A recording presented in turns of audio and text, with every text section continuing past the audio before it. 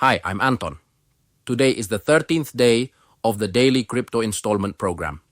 As usual, I'm paying 50,000 rupiah in installments to crypto, Bitcoin 20,000, Ethereum 20,000, XRP 10,000.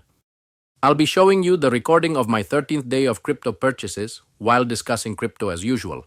Today, we're discussing Bitcoin again, and I want to answer a question that comes up a lot. Why does the price of Bitcoin keep fluctuating?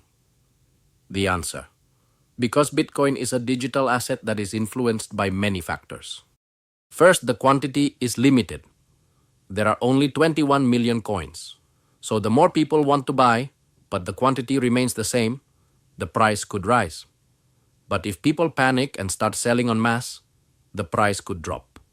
Second, the price of Bitcoin is determined by supply and demand in the market, just like the price of chili peppers or gold.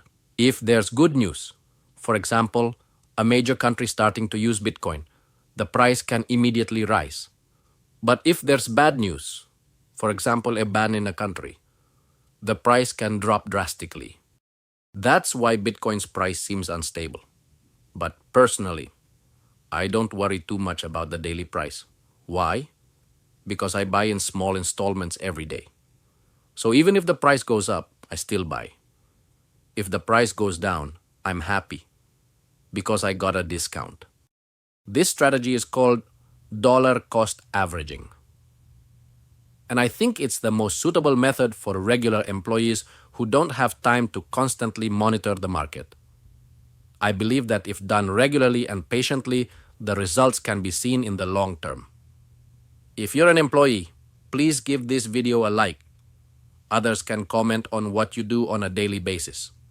See you in the 14th video. We'll continue discussing Ethereum.